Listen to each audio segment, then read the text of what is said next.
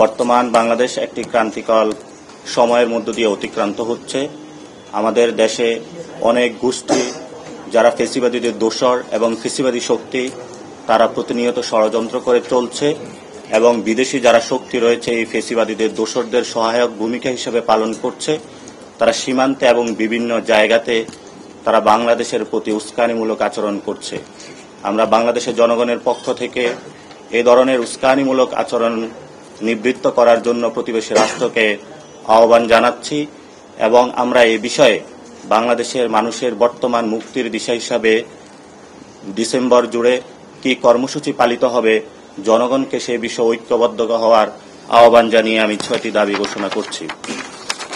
আমাদের বর্তমানে পুরো ডিসেম্বর মাস জুড়ে ঢাকা ও সারা দেশে 6 দফার ভিত্তিতে মাসব্যাপী কর্মসূচি পালিত হবে। প্রথমত, ভারতের সাথে 1 নাম্বার, ভারতের সাথে সকল চুক্তি উন্মোচন করতে হবে।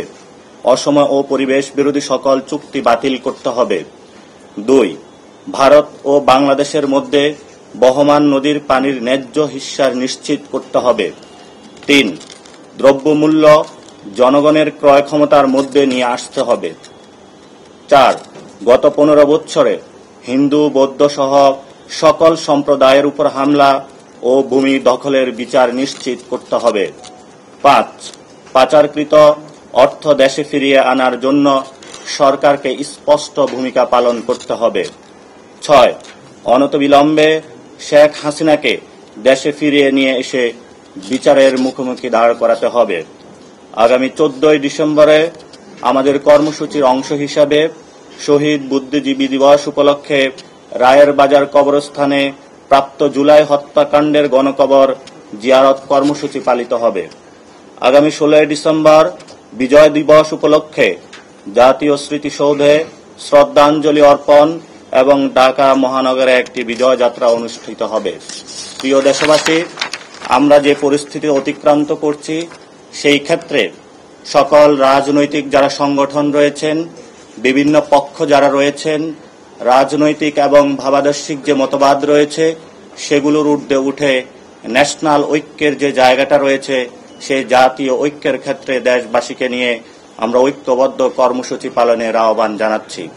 দ্বিতীয়ত যে বিষয়টি হয়েছে, আমাদের মধ্যে সাম্প্রতিককালে চিন্ময়কে নিয়ে যে উস্কানিমূলক দেশে পরিস্থিতি সৃষ্টি করার পায়তারা চলছে, জনগণকে সেই পাতানো ফাঁদে পা না দিয়ে ঐক্যবদ্ধভাবে হিন্দু, মুসলমান, বৌদ্ধ, খ্রিস্টিয়ান আমাদের যে একটি শান্তিভূমি আমরা প্রতিষ্ঠা করেছিলাম বাংলাদেশে, তা বজায় রাখার জন্য আমরা দেশবাসীকে আহ্বান জানাচ্ছি।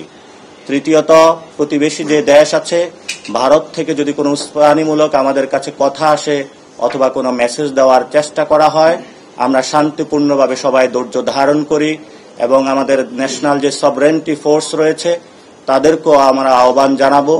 জাতীয় যারা গোয়েন্দা সংস্থা রয়েছে তাদেরকেও আহ্বান জানাবো অত্যন্ত ধৈর্য, নির্ভীক এবং সাহসিকতার সাথে বাংলাদেশের যে অস্তিত্ব আমরা এই মাসেই অর্জন করেছিলাম 1971 সালে লক্ষ প্রাণের বিনিময়ে, সেই শহীদদের রক্তের বলিদানের উপরে তাকিয়ে আমরা আমাদের মাটি মা এই বাংলাদেশকে যে কোনো মূল্যে রক্ষার জন্য ঝাঁপিয়ে পড়ি। পরিশেষে সাংবাদিক বন্ধুগণ এবং দেশবাসী, আমরা যে 6টি দফা দিয়েছিলাম সেই 6টি দফার ভিত্তিতে জাতীয় নাগরিক কমিটি ডিসেম্বর মাস জুড়ে বাংলাদেশের যে সকল জায়গায় কমিটি গঠন হয়েছে, যে সকল রাজনৈতিক দল রয়েছে, ছাত্ররা রয়েছে, শ্রমিকরা রয়েছে, সকলকে নিয়ে ঐক্যবদ্ধভাবে বাংলাদেশের এই মা মাটির যে অস্তিত্ব তা রক্ষায় আমাদের যে জীবনের যে কর্মসূচি তা আমরা সর্বোচ্চ জায়গা থেকে পালন করব। এই ক্ষেত্রে দেশবাসী, সাংবাদিক বন্ধুগণ, তরুণ সমাজ, শিক্ষার্থীবৃন্দ, শ্রমিক যারা রয়েছেন সকলকে আমাদের মাঠে থাকার জন্য এবং আমাদের প্রিয় জন্মভূমি বাংলাদেশকে রক্ষার আহ্বান জানাচ্ছি। প্রিয় দেশবাসী, আমাদের আগরতলাতে বাংলাদেশের যে দূতাবাস বিভিন্ন দেশে রয়েছে, ইন্টারন্যাশনাল ডিপ্লোম্যাটিক জোন অনুযায়ী সেগুলো আমাদের রাষ্ট্রের স্বীকৃতি অংশ। সেই জায়গাতে হামলা, নিপীড়ন চালানো আমরা মনে করি বাংলাদেশের সার্বভৌমত্ব যে জনগণ এবং রাষ্ট্র রয়েছে তার উপরে সরাসরি আঘাত।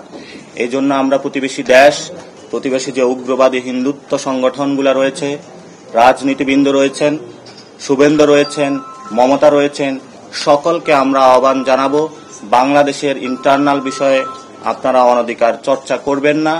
বাংলাদেশের মানুষকে যদি অনধিকার চর্চায় আপনারা ঠেলে দেন, হয়তোবা বাংলাদেশের যে দক্ষিণ এশিয়ার মধ্যে শান্তিপূর্ণভাবে একটি বর্তমান ব্যবস্থা রয়েছে, সেই বর্তমান ব্যবস্থা ভেঙে পড়তে পারে। এতে আমরা দেখেছিলাম 47 সালে যে ধরনের একটি বিশৃঙ্খলার মধ্য দিয়ে ভারত উপমহাদেশ গিয়েছিল, সেই একটি বিশৃঙ্খল পরিবেশের যে তারা সৃষ্টি করার চলছে, সেখানে আমরা তাদেরকে বলবো শান্তিপূর্ণভাবে বজায় থাকুন। ডিপ্লোম্যাটিক জোন রয়েছে, সেগুলোর মধ্যে আলোচনা রয়েছে, আলোচনার দ্বার উন্মোচন আছে, সকলের মধ্যে আলোচনা করে আমরা একটি শান্তিপূর্ণ অবস্থানে আসি।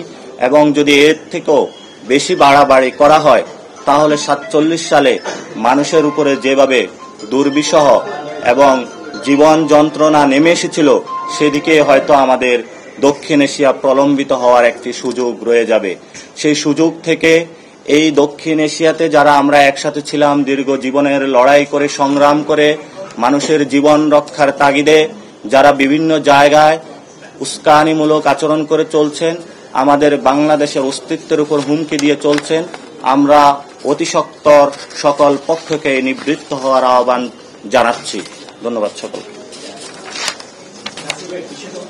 আমরা সরকারের কাছে আহ্বান জানাচ্ছি, আপনারা ইতিমধ্যেই দেখেছেন সরকার একজন স্পেশাল দূত নিয়োগ করেছেন রোহিঙ্গা বিষয়ে, যেটা আমাদের একটা ইন্টারন্যাশনাল ইস্যু।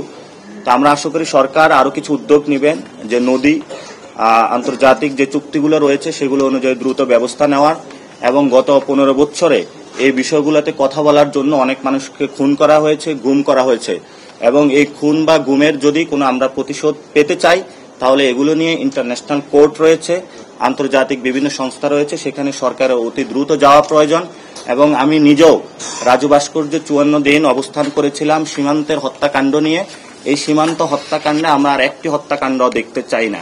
যদি সীমান্তে আরেকটি হত্যাকাণ্ড হয়, তাহলে আমরা মনে করি বাংলাদেশের জনগণ এ বিষয়ে বর্তমান পরিস্থিতির একটি কড়া জবাব দিতে বাধ্য হবে। সেই জন্য সরকারি যারা প্রতিষ্ঠান রয়েছেন, সরকারে যারা রয়েছেন, তারা এই বিষয়ে দ্রুত উদ্যোগ নেবেন। আমাদের পররাষ্ট্র মন্ত্রণালয় যারা রয়েছেন, তারা বাংলাদেশের চৌকস যারা ডিপ্লোম্যাটিক জোনে রয়েছেন, তাদের মাধ্যমে কোনো বিশৃঙ্খলা না হয়ে শান্তিপূর্ণ উপায়ে এই বিষয়ে একটি নিশ্চিত এবং ন্যায্য সমাধানে তারা আসবেন। আরেকটি বিষয় হলো, কালকে আমাদের সাংবিধানিক যে প্রতিষ্ঠান, সেখানে সংবিধান সংস্কার বিষয়ে আমাদের একটি 69 দফার একটি প্রস্তাবনা আমরা রেডি করেছি।